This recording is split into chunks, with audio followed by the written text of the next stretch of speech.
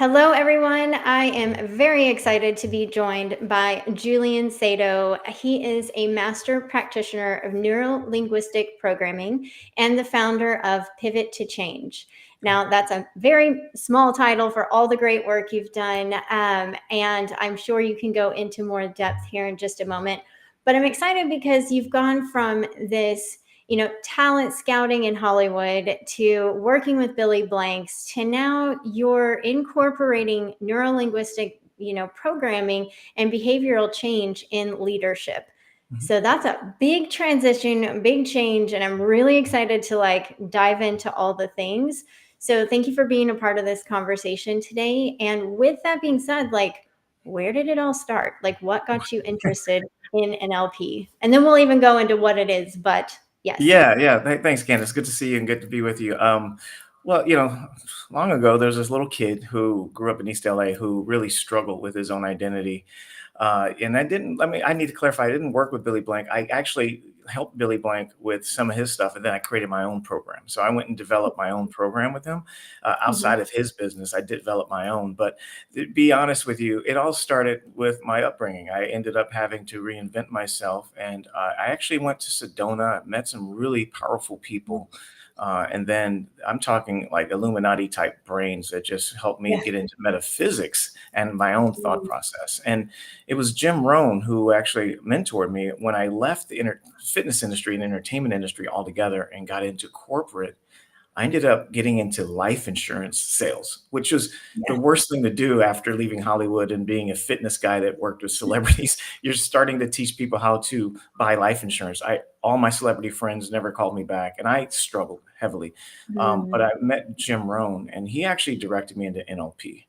And it was Mm. him that said, "Look, everyone wants to learn how to get people to do things for them, but I want you to learn more about you, and you focus on you, nothing else, and let's talk." And that was when I got to NLP. He directed me there, and then at the same time meeting people in Sedona who already had this mindset of, and they were heavy into metaphysics before it even became a natural kind of like mainstream thing today.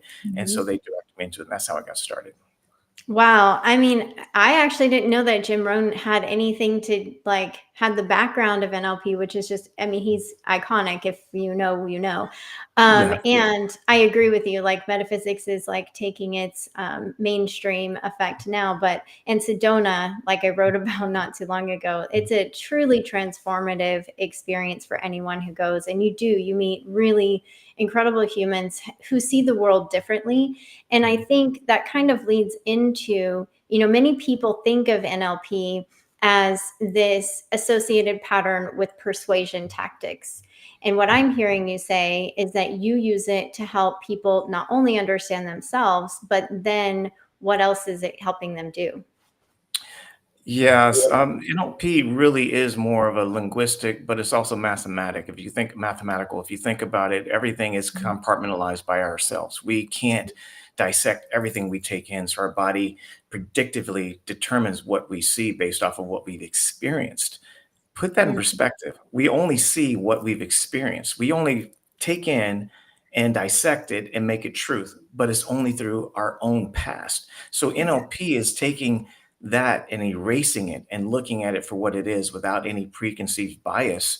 That way you can actually have a clear picture of understanding. So that's why it's important to take it and turn it towards inward reflection versus outward. But just like yoga, we teach yoga for fitness programs when it has nothing to do with it has nothing to do with being buff or being flexible. It has everything to do with internal dialect with yourself, what's uncomfortable and passing through that feeling of discomfort for the moment of meditation. So same thing with NLP. It teaches you to look at things from a non-biased perspective. So you stop blaming all the things that you can't control. And that's what NLP does for both. I won't say it does it for the most because we've sold it as a 1, 2, 3 step program. And a lot of people take it for, trying to get better at controlling people per se, but I think it's really the wrong direction. Yeah. So can you just kind of walk us through a little bit about what it looks like to work with you and how you use NLP? Because you do other practices in combination with it. Yeah. Yeah, I don't use NLP 100%. I take pieces of it because, unfortunately, NLP has been a historical, spiritual thing through the ages. You know, the Mhm. sages talk about when you certain words together create spells or hypnosis, Mm. and everything we have is rhythmic. And so I focus on the metaphysics as well and the neuroscience and how the brain sees things by repetition and then turns that into belief systems. So if I gave you Mhm. an idea, like I jog, I take a bike ride. I say anymore, I don't jog anymore. I ride a bike in my neighborhood, and in my neighborhood, there's this white Bronco that's parked in the garage and Mhm. the driveway. And I would ask anybody who's listening, what do you think about when I say white Bronco? Hmm. I mean, we'll just say it, O.J. Simpson. Yeah. I would say most people in our like that has been in were around that time all have that Mhm. pop in our head. So that goes with every word. Even the way I look right now, everyone is judging me based off of their previous experiences. So I also talk about your previous experiences from your upbringing. I go into behavioral science and I talk Mhm. about your upbringing dictates how you feel about everybody, everything, and everything within you and you will your job, if you feel like a failure, if you feel like what your relationships are like, if you're a friendly person, all these things come from things you have no control over. Literally 2,555 days of your life have dictated your experiences. That's powerful. Mhm. 7 years of your life created your reality. Now you've Mhm. lived a lot longer. So my goal is to get you to redirect that. I call it demo, determined emotional Mhm. memory and its output. So I redo the demo. So I have you rewrite your song and then live your life. And so I have people understand how to look at those experiences that have the most impact on their persona. And then we rewrite it and then they push forward with a new concept of who they are. So that's what I do. Yeah, I love it. And I think, finding the root cause is the most important thing that we can do for ourselves. And if we ever want to move through things, and that can be pretty intimidating. I mean, I know that people don't always want to come in to do the inner work, they want the outcome. Yes. So, like, how are you helping them see that the benefits of doing this work whenever you're working with them? Well, the outcome is not the focus. So I'm gonna be Mhm. honest, that's the challenge. We're conditioned, just like I was sharing earlier, we're in a loop of conditioning of looking at what you can have if you do. And that whole concept of wanting to have is the problem. You don't do Mm. it for the purpose of getting anything. Mhm. It's like someone, and I love the Kabbalah teaching. It talks about people love to give. It's the concept of somebody wanting a glass of water and you keep pouring water even though the glass is full. But I love to give. I love to give. Mhm. You realize you're not giving if you're over giving. You're actually doing it because you like to give. You can't do things for the selfish intent. You go through these experiences through curiosity of just learning how to be godlike, if you will, how to be have a choice and then choose by what you want to achieve out of that, but not getting it for a selfish reason, but because I can have through this experience, I choose this way. And so I get people to get less aggressively towards a goal because goals is basically kind of a I hate to use the same word that it sounds negative, but it is the only way to describe it for intense purposes Mhm. for selfish reasons. Getting a goal is a selfish goal most of the time. Most Mhm. people want something for the wrong reasons. When I was in the music industry, I had more people who wanted to be famous because they wanted attention because they never got it as a child, or because they Mhm. never felt worthy as a person in their own skin. So they only got attention when they did sing or when they did dance or when they. So Mhm. those are the wrong reasons to do it. So I help people understand that those problems are going to follow you if you don't recognize their root.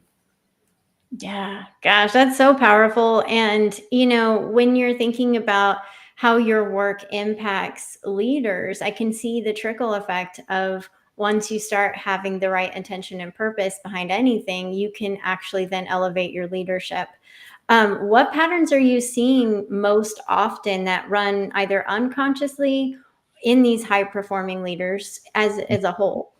Yeah, great question. That's a powerful one. That's really hard to say without putting myself in a predicament here because, Yeah. be honest with you, most leaders, I'm not saying all, but most leaders are only employees of a company. They're in the same Mhm. struggle that the frontline receptionist has. They're just trying to survive, get their paycheck, make sure that they do the right thing so they don't fall out of the tribalism.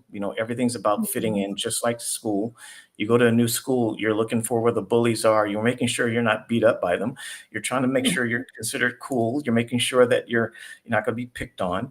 You see the rules and regulations of the schoolyard and you start leaning into that so you don't stand out and be the anomaly. That's what leadership is. But yet we go to corporate, we go to conferences, we take courses, we talk about authenticity, we talk about, listening to our employees, but the root is what I just shared. And so we have Mhm. this cognitive dissonance where leaders say, hey, I really care about my employees, but yet they really just care about themselves.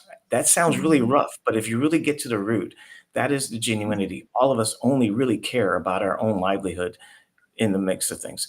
But to be a Christos, to be a spiritual being is the number one thing that we strive for. But we separate ourselves from work and home life. We don't take our church to school with us or to work with us. But in Mhm. reality is it's all there. So the goal is to be that spiritual being even at work. So I work on being that. Don't separate yourself and don't use your title. And especially like, I've really heavily been involved in Gen Z businesses. Gen Mhm. Z has no interest in titles, and I can't say all of them, but Mhm. it's Yeah. about collective group working to an ultimate goal. If I can get leaders in legacy to understand that and learn how to not lean on the fact that they've been a director or a VP and just be human, it changes everything. And I think that's what I try to get people to do is just be that human and not be that boss. And that changes the environment in which we're trying to fight so much to change. Yeah. Well, and you hit on something that I see so much now, and it's really exciting because we're finally starting to shift into this new understanding that we can be human at work, that it's actually more productive and more sustainable versus having to just compartmentalize every single aspect and to try to achieve something that's really what does it, not that it doesn't matter, but what does it make a difference at the end of the day? And Yeah. you are so right. This younger generation is seeing through all of it. Mhm. And it's exciting because that's where I think innovation thrives is when we kind of deconstruct these thoughts that we have to have it a certain way in order for the succession to happen. But Yeah. anyways, and so I just want to go back to what you're talking about in um, like emotional imprinting. You talk about this often. What Mhm. is it, and how do we learn to start recognizing it?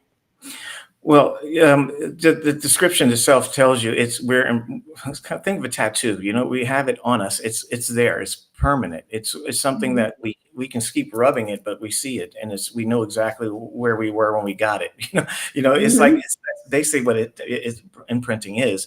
We are conditioned to pay attention to anything that threatens our survival, but it's not the bears and the tigers anymore. It's the ego. It's the feeling of being left out. It's the feeling of being laughed at. It's the feeling of not looking like a certain way or being tall enough, short enough, thin enough.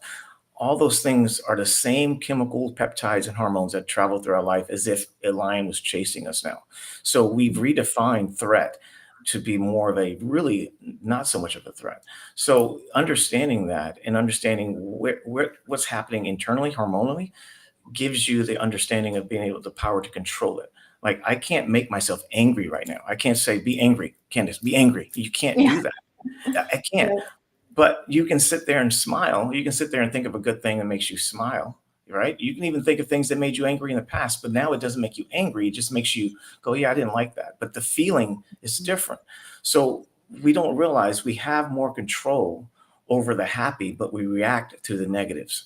So my goal is to get people to realize what you have control over. And I say control loosely, you have awareness over is the things that you should be grateful for and the things that you should look forward to, not the things that stress you.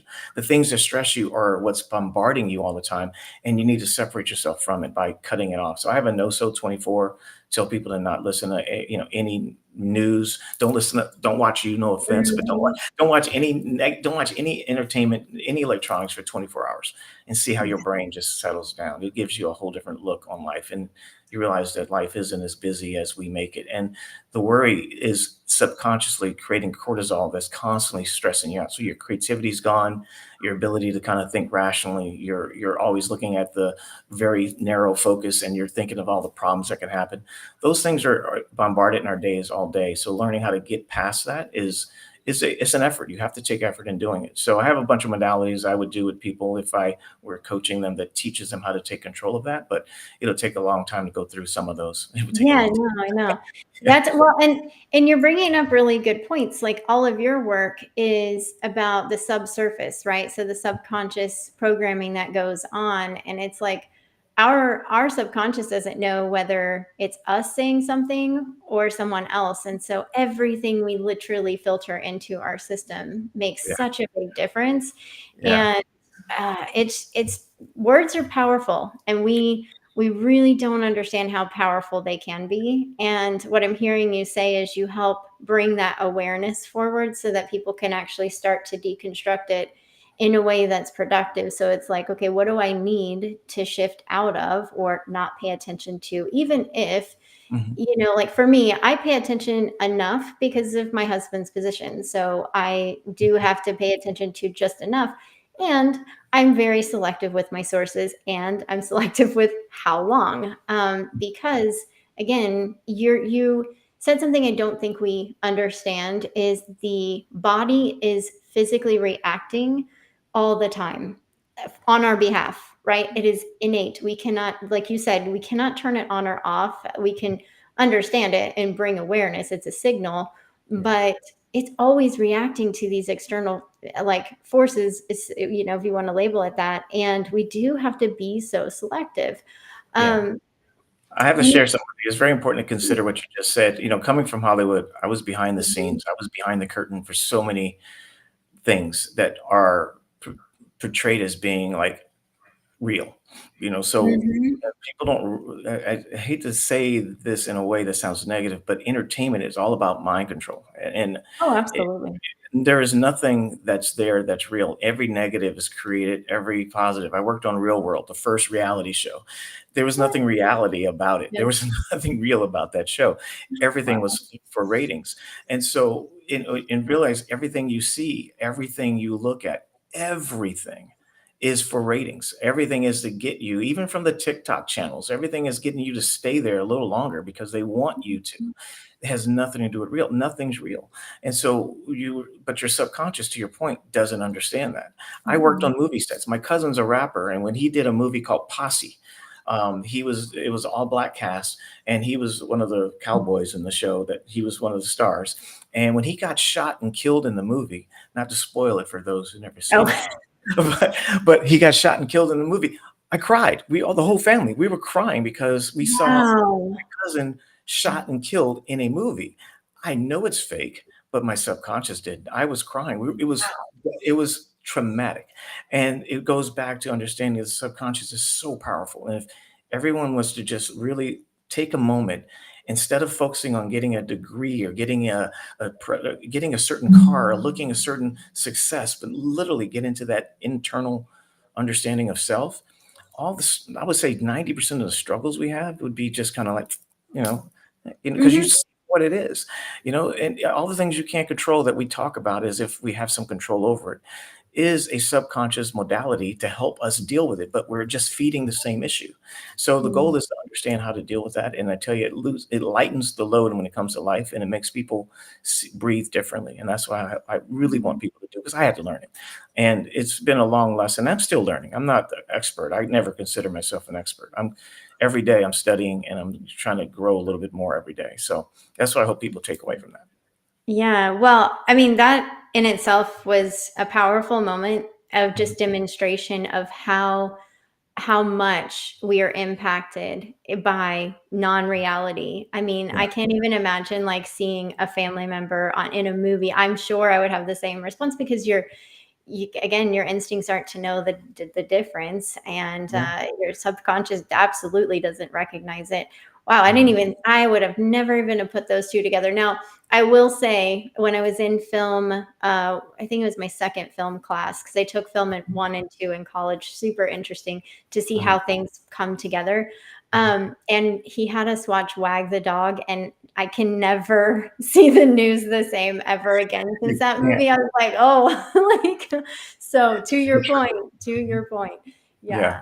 Um, what, how? how do you weave these different modalities together? So you're talking about the subconscious work, NLP, spiritual practice, intuitive dimensions for these different various types of growth, in other words. Mhm. How do you see them as that interconnection? Like, how are you bridging that science meets spiritual? I take away a lot of the lingo. One thing I do, I don't use Mm. a lot of the medical terminology for the purpose of association. So I really kind of blend it all together into one. I call it neurobiology and demo. So those are the two things I do. But I blend metaphysics, neuroscience, behavioral science, and NLP. So, but I study religions too and world cultures, and so I have a fascination towards world religions, and I would say world history, not American Mhm. history per se, but just world history. And you'll notice that most of these cultures were religious and I would say governmental practices were combined until European. We kind of separated church and state, but for the most part, religion and authoritating personalities were part of the religious cultures. We followed the Mhm. shamans. They were the ones that knew everything. So I really get people to I look at all of it as one, and I kind of just blend them all together. And I can't say how I use them because each one's different by each person. So Mhm. if I work with somebody who is already very spiritual per se, who grew up in a very religious church, who grew up in a very, I would say, a religious home, I might take away some of the metaphysics because the association of words Okay. and things of that Yeah. nature. So I take things away not to kind of spark that nerve. So I understand that. So I have empathy towards the psyche until they get to a space where they don't feel like they're going against by learning this. So that's how Right. I do it. So, make No, sense? I think that what you said over and over, and I've heard it, is association by word. Mhm. I think that that is something very interesting for us to really kind of double take, because our brain automatically associates everything. And you said this over and over. And so it means that you're really paying attention when you're in session with your clients, because like you just said, we don't want to, I don't know what the word's not coming, but essentially we want to make sure to provide that safe space for people to open up. And Yeah. sometimes these different words and different language use can really close us off and actually, send off the nervous system. So, Mhm. wow, Yeah, that's well, there's only 4 words really that matter. There's only 4 emotions really. There's pleasant, unpleasant, arousal, and, I forgot the other, but there's only 4. I lost my mind for a second. But we put names to those things based off of our story we tell ourselves, but the story is different by each person, right? So that's why it's very important to understand words have meaning because we can fight, and we do all the time. Agua, water. No, it's agua. No, it's water. But it's Mhm, just where, we have this mhm, internal dialogue to kind of make sure we're right about our words. And the words have really just in a personal meaning, but not a universal meaning. So that's why I stay. Being an NLP guy is weird that I talk about that, but that's where the metaphysics come in, is because it does change the frequency of a person's feelings towards what you're saying, and I can feel that. I pick it up, and that mhm, goes by my upbringing and childhood. I'm very sensitive to body language and breathing and all these little nuances from eye movements, and I'll see this body shift, and I'm like, okay, something just happened, and they don't even know what happened, but mhm, internally I even said it on our call just now. I said, you could be more like God. Some people take offense to that. There's only one God. mhm, All of a sudden, boom, and everything shuts down. And so, as I mhm, said that, I recognize there might be someone listening that subconsciously they've been conditioned to hear something like that as heresy. So those are mhm, the kind of things that really lose the sight of lessons because we're so dogmatic on the words we have, when natural actuality, every person that's listening or even on the planet, we use only 5% of the language we know. So we're conditioned to lean into the same 5% through our whole life without really expanding that separates our ability to actually grow. And I think that's where I help people see is like, you don't know as much as you think you know. You only know what you feel. And you're so dug into what you feel that that becomes your truth, even if it's wrong. And so the goal is to be humble enough to say, I don't know everything. And that's what I try to get people to see. Yeah. Well, and the 5% of our language, I often say that our language has lost its depth because of translation. And there's a lot of people that love linguistics, and they, like, probably lighting up right now, in a good way. Yeah. Because, just, our language has lost what we consider, like I said, vibrancy and connectivity, and it can tend to lean towards those more negative reactions in 90% of it. Mhm. Man, this has been amazing so far. So I have a couple more questions. Like, I hope I'm just excited because, well, I think it's important for people to understand that there are so many different modalities to help yourself become better. Like you said, I don't know everything. I'm constantly learning and growing, and that's part of our evolution. Like, we're designed to expand and to grow. Yeah. And when we choose not to limit ourselves, and when we open to see that, man, there are so many people who have had these different life experiences. And that reminds me of what I was going to say.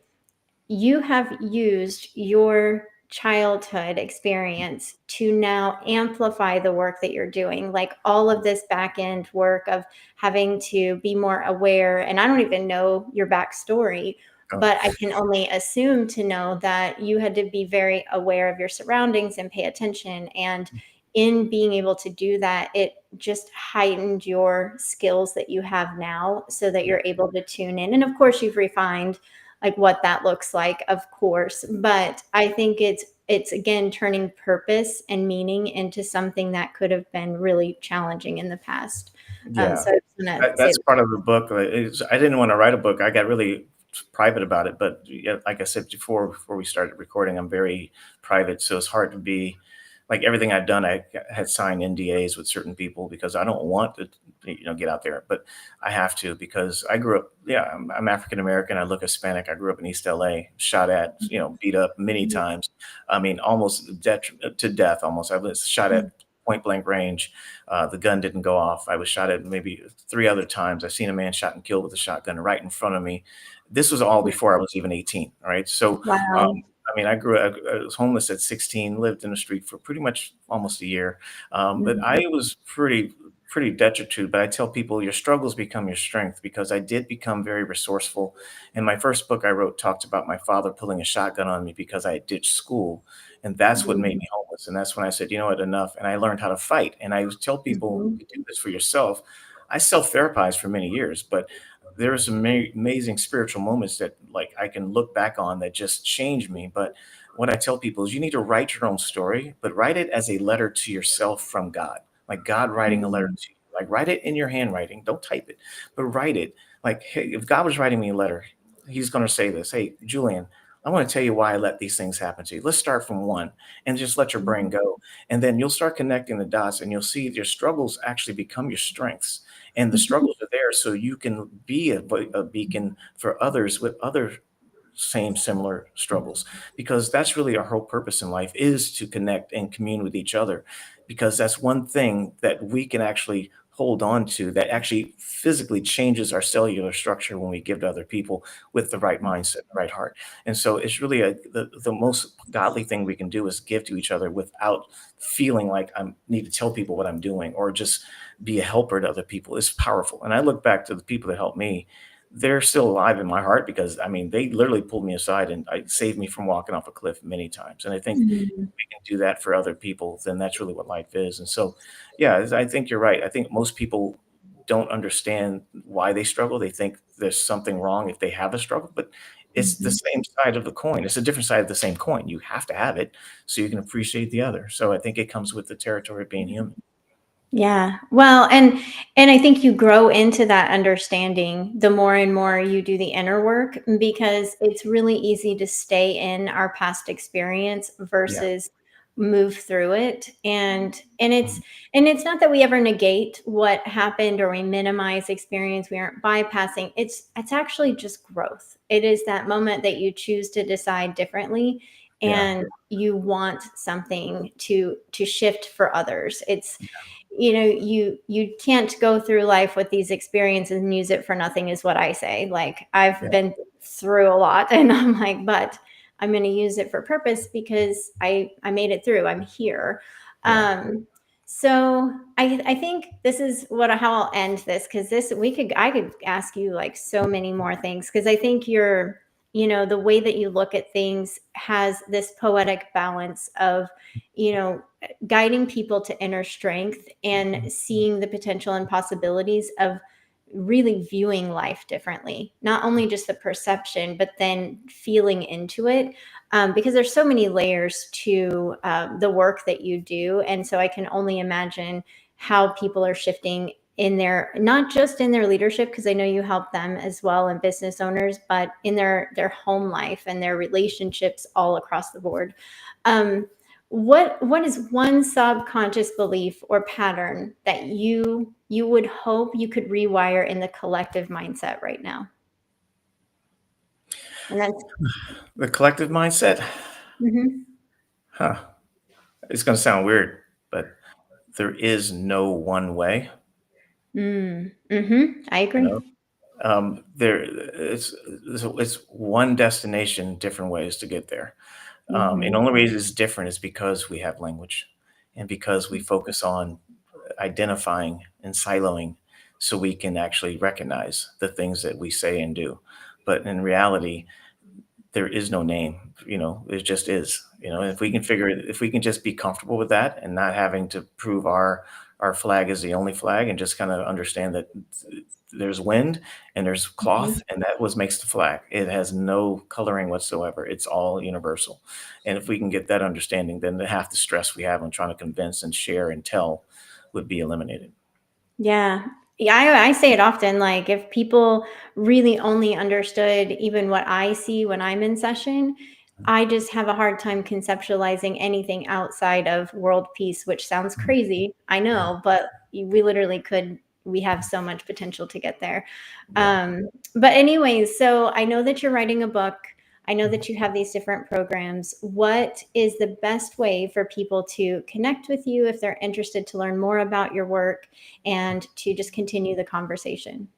Well, great. Thank you for that. So, LinkedIn, I'm on LinkedIn probably more than I should be, but it's LinkedIn, it's Julian Sado, juliansado.com, pivot Mhm. to the number two, not the word two, pivot to change.com. And they can just find me there. I'm really easy. I'm not hard to find. So that's Yeah. about it. So yeah, I'm very, very accessible. But yeah, my goal is to have leadership have a program where they can learn how to be authentic and spiritual in the business world. That's really my whole focus. And Mhm. so my program is designed for that, because I do believe the world is now so digitized that that's going to be the number one like yearning for all employees who haven't become, the influencers of the world, who live remotely and make all their money selling programs or what it might, but the people that work for them, they all Mhm. want to feel that. And instead of trying to make them feel something that you're trying to put on them, become what you want to be, and they'll mimic and be that too, because they're going to emulate you. And so that's what I'm Mhm. trying to get leaders to understand. Yeah. Well, and to kind of piggyback off of what you're saying is that we're ready for that Mhm. kind of work. We've never been more ready as like a society for mixing and blending that practice. Yeah. And the more that we understand our energy resonance and how everything like aligns and comes together, I think that the more we'll have again deeper connection, but we'd actually see things go in a better direction.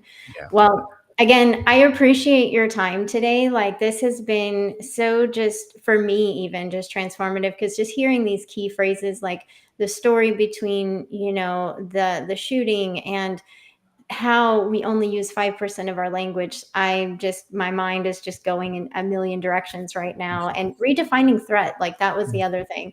So I can't wait to like write about this and just follow up. But thank you everyone who joined. Again, if you want to find Julian, he's here on LinkedIn, and we will see you next time.